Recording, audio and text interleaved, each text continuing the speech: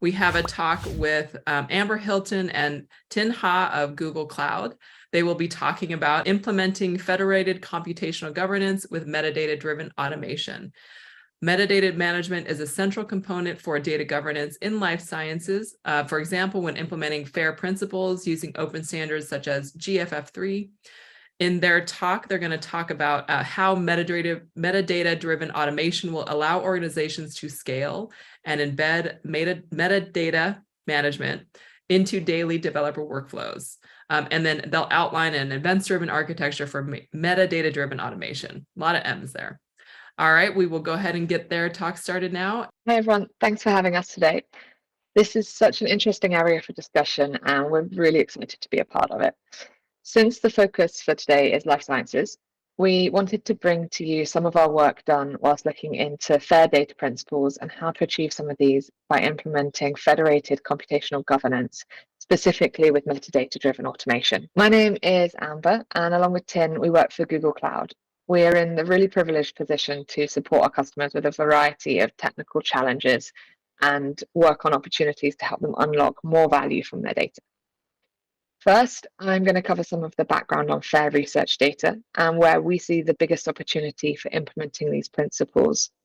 And then Tin will take over for the second half and demonstrate how we think about implementing FAIR in an automated way. As part of my role at Google Cloud, I work specifically with a range of healthcare and life sciences organizations, building their technical strategies, scaling their computational platforms, and maturing their data practices together. Because of this, I've naturally had a focus on FAIR data principles and how we can help our customers deliver FAIR data. As well as this, last year, I had the opportunity to work with Tin, who was building out our solutions and best practices for data mesh. Together, we quickly identified the synergies between data mesh principles, which were not necessarily industry specific, and the FAIR data principles. And we started to explore how organizations could achieve FAIR data by implementing various data mesh principles. And so today I want to share with you some of our thinking. To set the scene and the full scope for this presentation, I want to define what we consider to be research data. Many of you here, your focus is likely to be drug discovery or clinical, but the ideas we're going to be sharing can easily apply to a large range of disciplines. For example, agriculture, oceanology, and climate science. Research data can also be any information that has been collected, observed, generated, or created to validate original research findings. It is typically digital, but research data in this sense can also include non-digital formats such as laboratory notebooks or diaries. But also it's worth pointing out, we really recognize that maximizing value from research data is really not a trivial pursuit. And it's an area that presents opportunity as well as huge challenges. The variability of research data sources, it's their collection methods, the storage methods, lifecycle management, and standards makes management of research data really difficult to do well. Most organizations have developed research data management strategies, and these are put in place to address some of the challenges I just mentioned. It's typically undefined and left to best practices, but it is likely to follow a life cycle like something we see here. So that's from planning, collecting, processing, publishing, preserving, and reusing it. And the motivation for implementing these types of processes is that we all know good research data management allows us to extend the impact of our research, both internally and externally, for the greater good. However, even with these best practices around research data management in place, the existing digital ecosystem surrounding this data management is limiting us from extracting the maximum benefit from our research investments. And it's been calculated to cost 10.2 billion in the EU alone. This cost is largely indicative of potential operational efficiency gain, that is from reuse of data, reducing deduplication or duplication of storage, etc. But what's astonishing is it doesn't actually include the new opportunities that can come from good data research management practices. And with this, what I'm referring to is the AI opportunity. I mentioned before that research data doesn't necessarily need to be digital. And as much as that remains true, AI presents a significant reason for why research data should be in a digital format. Biological systems are hugely complex, multidimensional, replete with interconnected and often independent or incomplete pathways, and often it's something that can't be modeled with mathematics alone. We all know that large pattern analysis are needed to solve many of these problems, and we also know that AI is a great tool for this. Solving complex problems with AI is dependent on huge amounts of data. Luckily, we know that research data is doubling every 2 years. It's dependent on AI development, so new models, and we're seeing this massively with the introduction of Gen AI coming out at the moment, and also scalable compute and storage infrastructure to run the computations, specifically in a cost-effective way. But luckily, we have all of these three core tenets to apply to AI, and so we can technically solve some of the world's most complex and unanswered questions. What's stopping us? We have a few things that are slowing us down, which brings me back to the question of research data management practices. What we know is that the large range of domain-specific tools required to collect and produce research data naturally results in siloed data, systems with little standardization, limited interoperability, and immense scale, which leads to hugely complex data acquisition and storage ecosystems. We know that 2/3 of research professionals cite data quality as the major barrier to using AI. Access to data repositories is not straightforward, it takes far too long to get approval. And data machine readability or lack of the data machine readability means that 80% of research data scientists' time is spent wrangling data rather than doing the analysis or feeding into AI models. To summarize this, what I mean is to fully capitalize on the opportunity presented by AI, we need data of high quality.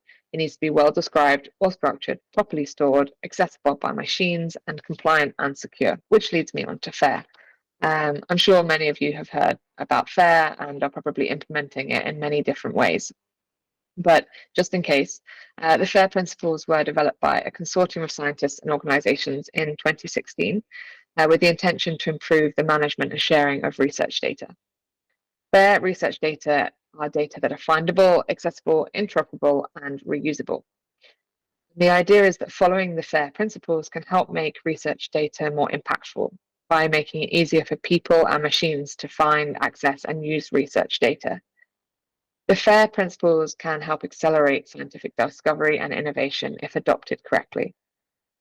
By adopting the FAIR principles, it allows organizations to address both the cost efficiency that I mentioned earlier, but also access the opportunity presented by AI. Each letter in FAIR refers to the 4 foundational principles that aim at findability, accessibility, interoperability, and reusability, with a further 15 guiding principles that more explicitly and measurably describe how fairness of data can be achieved through technical implementation. The FAIR principles were drafted by a group of researchers, funders, publishers, and universities to increase the reuse of scientific data, that be it by humans or machines. How you apply the FAIR principles really depends on your specific discipline and your way of doing research, but there are different activities you should consider within your research workflows if you want to make your data fair.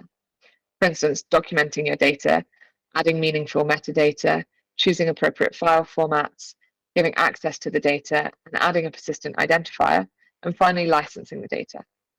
And these activities laid out here are often referred to as the FAIRification practices. The documentation element of this is about describing the data to anyone looking to use it, and to be able to come back to your own data at any point in time and understand the totality of it. Also, it can be used to highlight any legal, ethical, or contractual considerations to the data, and most importantly, it should be in a human-readable format. The metadata, this is all about the data about the data. So we know who did the experiment, when, under what conditions, what different variations of machines are they using, etc. This makes the data reusable or repeatable when needing to try and reproduce the data. The data formats component of this is that we should be encouraging open standards with compatible libraries and pipelines, increasing interoperability of data, collaboration potential. What we see is that a lack of common data formats really slows down the research cycles. Access to data is about defining who has access to the data, how they should have access to the data. It should be dependent on those legal, ethical, and contractual considerations laid out in the documentation. And by providing open access to the data descriptions or the metadata specifically, aids collaboration by knowing what data is out there. So by seeing what is the full set of the data, and it's allowing people to apply for access when they have a legitimate use for the data. The persistent identifiers component of this is providing a long-lasting link to your data set. And then the data licenses is, for example, using something like the Creative Commons to describe how you want your data to be used and its attribution requirements. So we recognize that FAIR principles has the potential to, of course, transform research principles, but it also looked like it could be a lot of extra overhead on the scientists. So how can we make doing the right thing as easy as possible? My take on FAIR is that it should enable scientists to do more and better research and not create extra work for them. So drawing parallels to our data mesh architectures and operational tools, we saw there's a potential for many of the FAIR principles and components from the previous slides to be automated, accelerating an organization's journey to implementing FAIR data practices. So this is a great time for me to pass over to Tin, who's mapped out an example of a FAIR implementation on Google Cloud. Thank you. Hi, my name is Tin. I'm a data engineer in Google Cloud Professional Services. In my section, I will describe a solution for federated computational governance to enforce FAIR principles in the life sciences. The solution is based on work we delivered for a customer, but anonymized to remove all proprietary information. First, I will describe the use case for the scenario. In this scenario, lab instruments are generating images and stored in a local file share. Using a centrally provided ingestion framework, the scientists can ingest the images data from the on-prem file share into a staging storage bucket on the cloud. Once the data is in the staging storage bucket, using the same ingestion framework, the scientists can populate metadata for the images in the staging storage bucket that they wish to publish as a data product. The metadata may include information such as the data format, data ownership, data classification, but also custom metadata such as experiment name and parameters. Once the scientist submits the form, the ingestion framework automatically validates the image data format and the associated metadata to ensure compliance to the FAIR principle. Once everything is verified, the ingestion framework moves the data into the data product storage bucket, which is FAIR compliant, and attaching all metadata submitted by the scientist to the newly ingested image objects.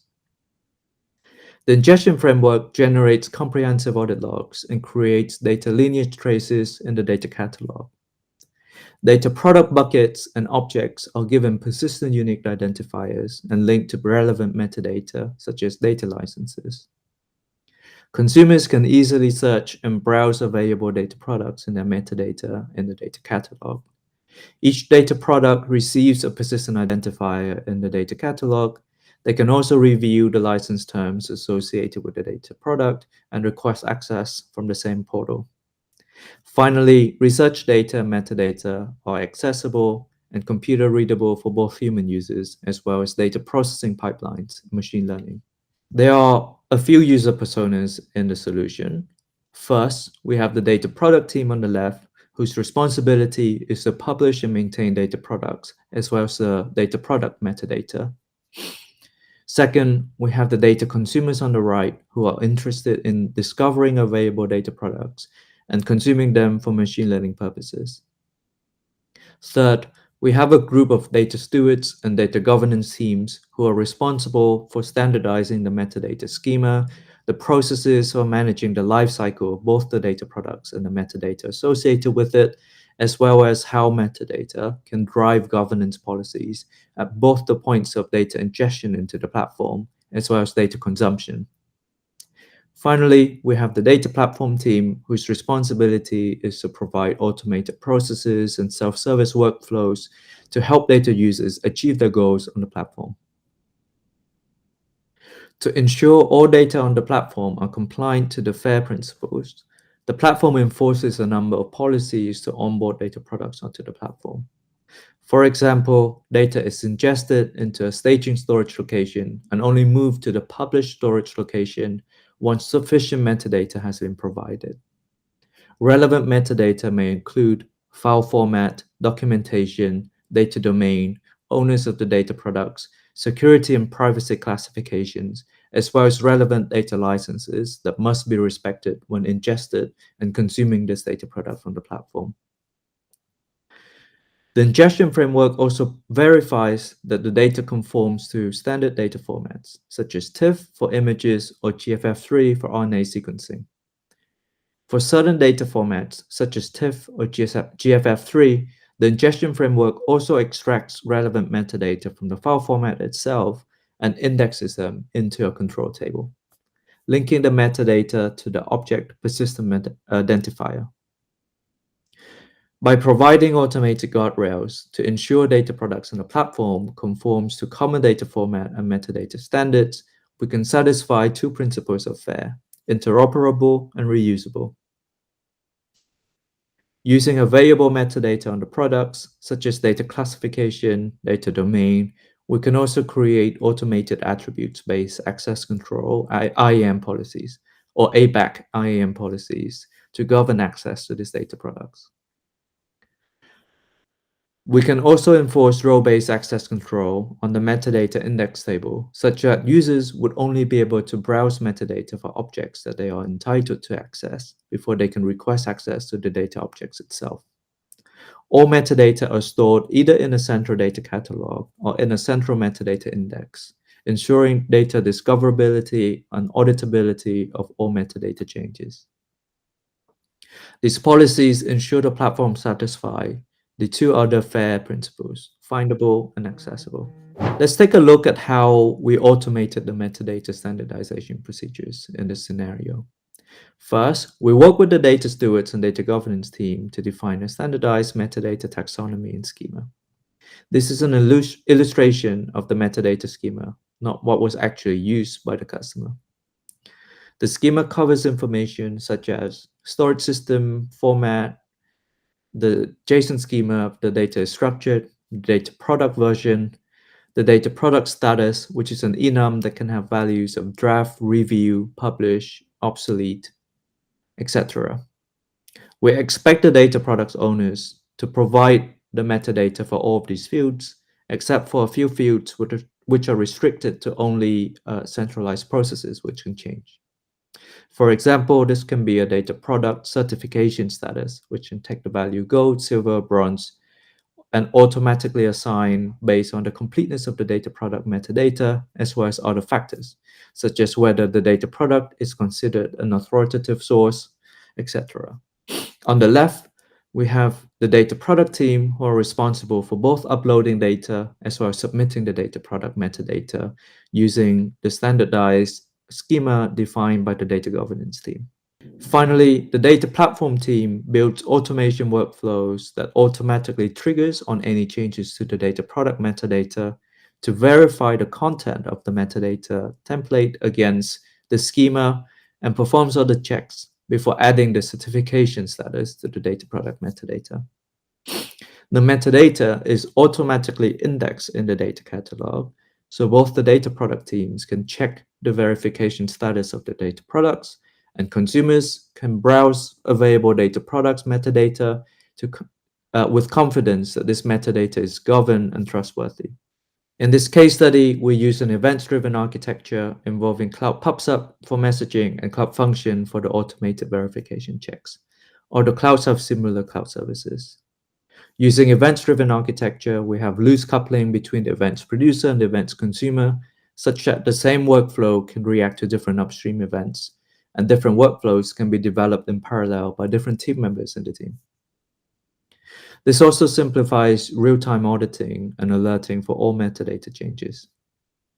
In this scenario, the architecture is driven by metadata events, such as data product status changing from draft to publish, triggering a workflow to validate and ensure that the published data product conforms to common standards. The architecture is flexible, such that it can accommodate other use cases, such as access requests, triggering changes in IAM permissions, automatically triggering data quality scans, etc. In the case study, we had to deal with a number of complexity in managing distributed systems. For example, ensuring idempotency with at least one message delivery, instrumentation and observability for the distributed application, etc.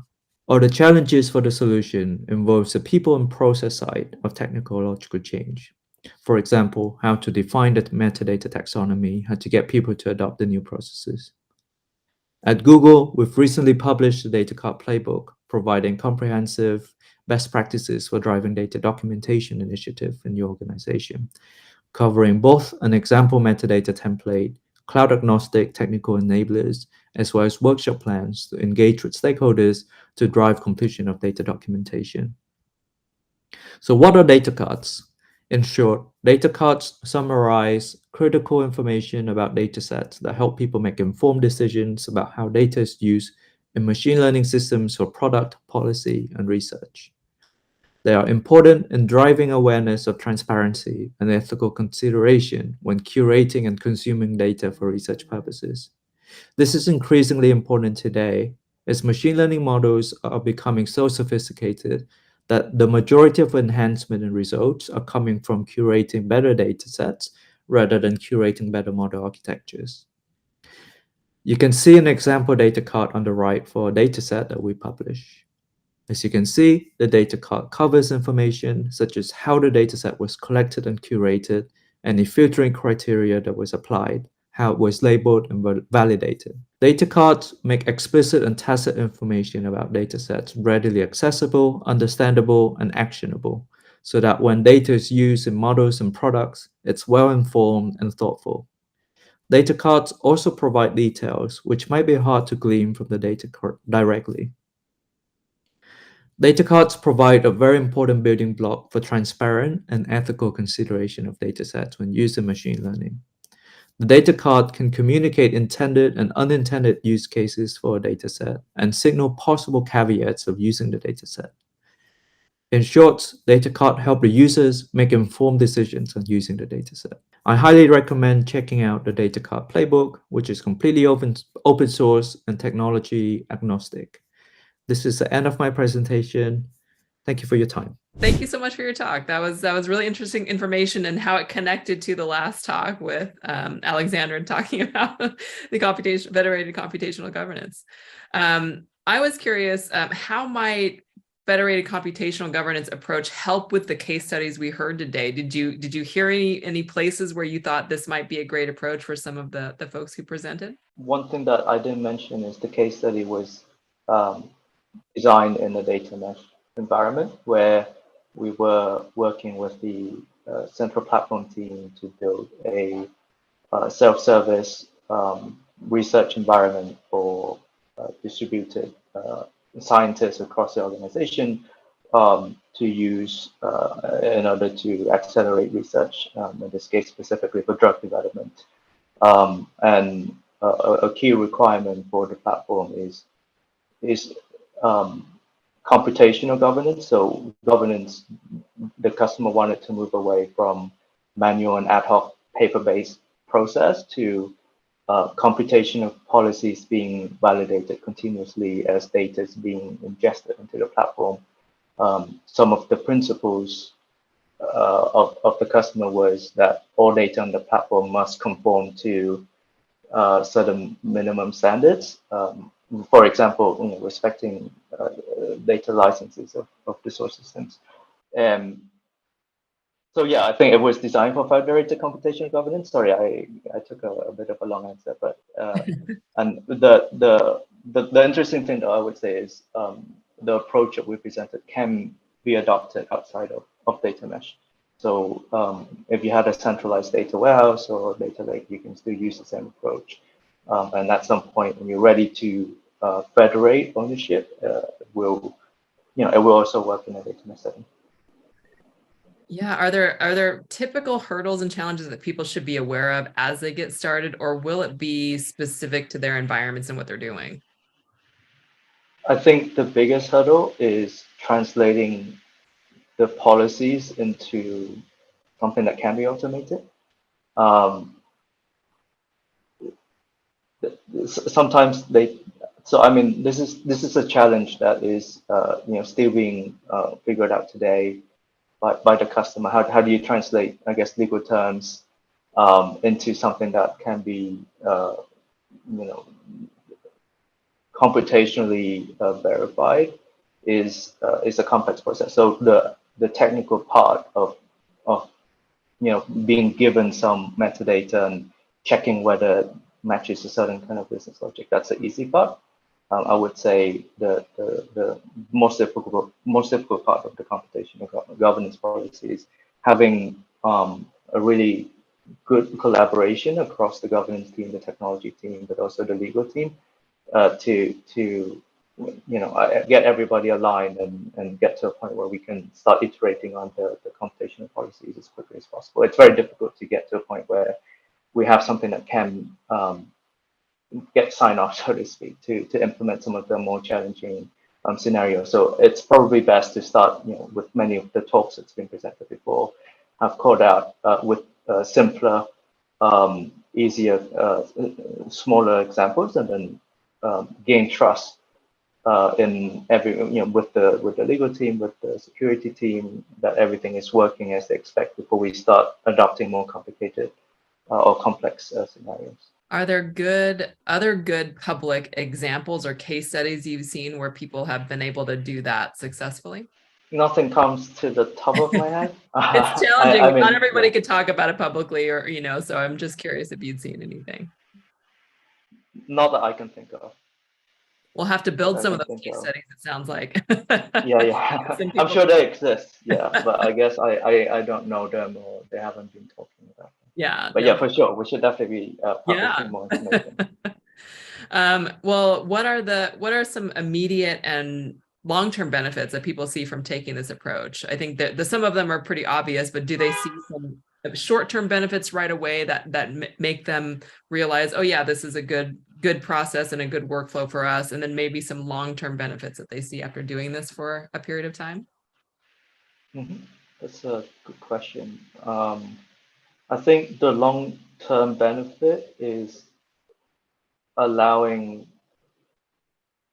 multiple teams to work in parallel on the platform, but still maintaining trust. So the challenge in every enterprise that I work with is how do you balance democratization of data with data protection and privacy and security. There's a balance that is very challenging to meet, and I think with the adoption of new cloud technology, where everything is becoming more available, you have all of the data that you can query at your fingertips, and you can generate. I think Amber talked about how much data is being generated in scientific research. It's becoming more and more difficult to find this balance, so to speak, between data democratization and data security and privacy. So I think the key to enabling this in the future is via automation. So we have to move away from, I guess, manual access approval workflows, manual data ingestion processes, and whenever there is an opportunity to automate and standardize, that we should do so. And I think that would reduce the friction for everyone to be able to ingest data and use data without lengthy manual processes as much as possible. So yes, I think it will have many long-term benefits.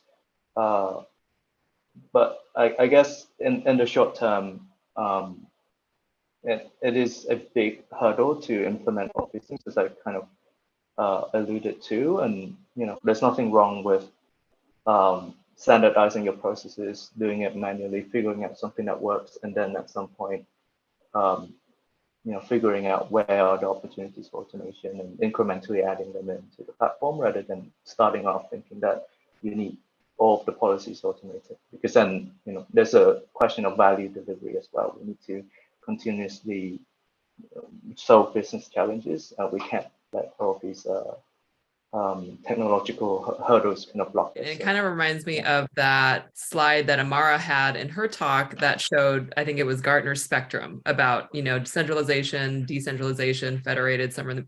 And it kind of, captures, well, these are the trade-offs that you might be making if you go one route or another. And it's similar thing, right? You might see some benefits, but what else might you not be able to achieve if you go the other route or kind of prioritize centralization over decentralization or whatever. So no, that makes a lot of sense. I think it's an early practice. We're learning how to do this. And yeah, we should find some more case studies to see if we can show examples so people have a sense of what this looks like for them.